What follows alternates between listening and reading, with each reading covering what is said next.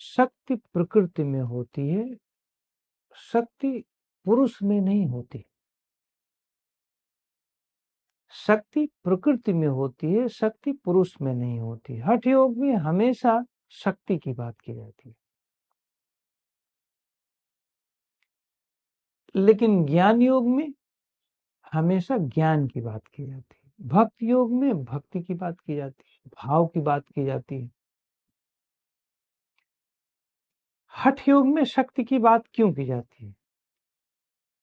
एक सामान्य आदमी इतना ओवर थिंकर और भाव में लिपटा हुआ होता है ऑल द टाइम कि वो अपने आप को कमजोर, असमर्थ समझता है। तो कमजोर शब्द का मतलब है वो अपने आप को वीकर साइड में, शारीरिक रूप से, मानसिक रूप से वीक समझ रहा है। कमजोर का तो मतलब यही होता है। वो न लड़ पा रहा है, न ढंग से चल पा रहा है, उसके शरीर में बहुत सारे रोग आ गए हैं, मन में इतनी क्लिष्टता आ गई है, इतने विचार चल रहे हैं कि कंफ्यूजन हो गया है। अब उसको लगता है कि हम करें या ना करें।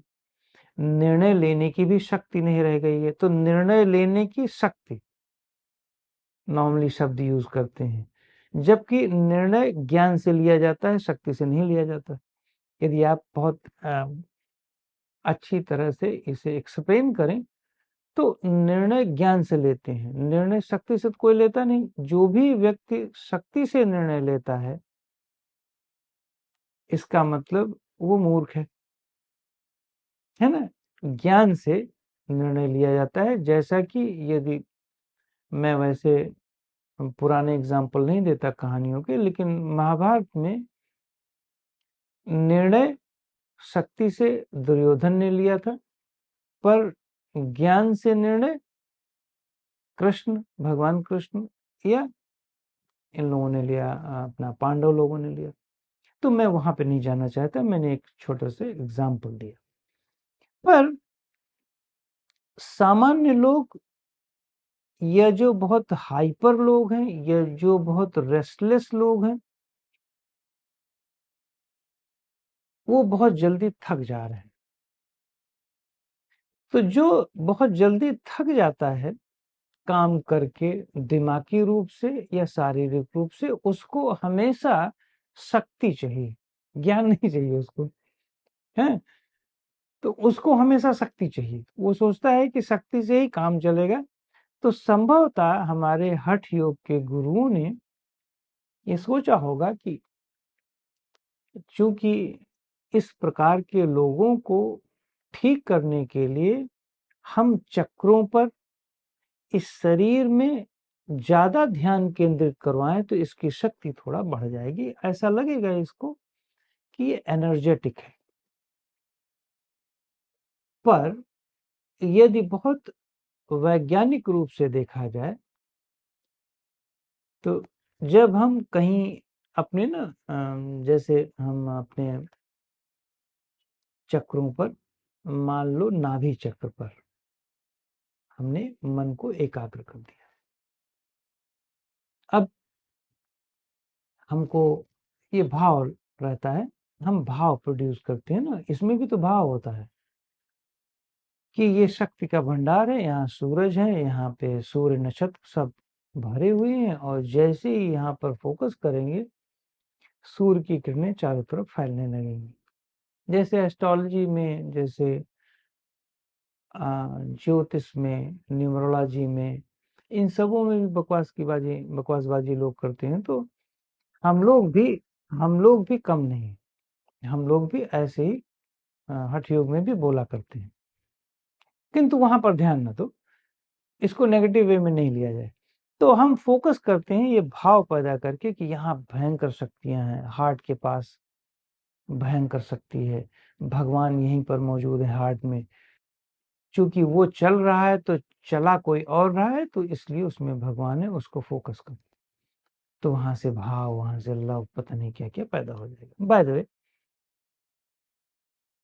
उस जगह पे न जाए। अब हम आते हैं, जब हम फोकस करते हैं तो हमारा भाव ही एनर्जी का रहता है। लेकिन फोकस करने वाला, ध्यान दो, इस शरीर में शक्ति है, पर जो फोकस कर रहा है, उसको शक्ति की जरूरत नहीं, उसको ज्ञान की जरूरत है। वो ज्ञान का भूखा है।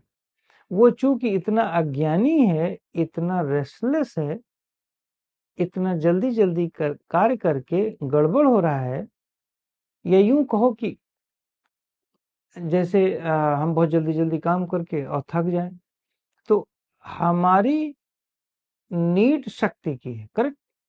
तो अब हम खोज रहे हैं शक्ति। शक्ति में क्या खोज रहे हैं? खाना ज्यादा खाएं, खाना अच्छा खाएं, पानी अच्छा पिए। हम एक्चुअली मेन कॉज नहीं ढूंढ रहे हैं कि हमारी नॉलेज की कमी है। इस शरीर में ऑटोमेटिकली शक्ति बहुत है। शक्ति को हम खत्म कैसे कर रहे हैं? अज्ञानता के कारण। यदि हम रेस्टलेसनेस को अपने खत्म कर दें, यदि हम बहुत शांत रह करके अपने कार्यों को करें, यदि हम शांत रह करके बोलें, यदि हम शांत रह करके सुने, शांत रखना अपने आप को समझ जाएं, तो ये शरीर वैसे ही एनर्जेटिक रहेगा। इस शरीर से ऊर्जा का रिसाव, ऊर्जा का खत्म होना, ऊर्जा का निकलना बहुत धीरे धीरे हो जाएगा, और ऊर्जा का आना बहुत तेज हो जाएगा। मान लो 6 घंटे सोते हैं डीप स्लीप में, और 15-17 घंटा आप जगते हैं, तो 15-17 घंटे में धीरे धीरे एनर्जी खर्च होगी, और 5-6 घंटे में पूरी एनर्जी आ जाएगी। और उस 15-17 घंटे में भी जो आप यूज कर रहे हो अपनी एनर्जी को, खर्च कर रहे हो, लेकिन वापस धीरे धीरे खर्च कर रहे हो, और उसी खर्च करने की प्रक्रिया में कहीं न कहीं आप एनर्जी, कहीं न कहीं आप रेस्ट ले रहे होते हो। तो एक्चुअली आपको ज्ञान की ज्यादा जरूरत है, शक्ति की ज्यादा जरूरत नहीं। जिस दिन हमने अपनी अंडरस्टैंडिंग, अपनी नॉलेज, अपनी लॉजिक विकसित कर ली, या जो हमारे अंदर है उसी को जागृत कर लिया, उसको बेहतर कर लिया, शक्ति का भंडार अपने आप है। उसी भंडारण से वो शक्ति का उपयोग कर लेगा। 150 किलो का आदमी, वो यदि सिर्फ पानी पे रख दो और बहुत थोड़ा थोड़ा भोजन दो, तो कम से कम 2-2.5 साल चल जाएगा। उसके शरीर में इतना फैट और प्रोटीन भरा पड़ा है कि आराम से उसका उपयोग कर ले, थोड़े थोड़े खाने से ही।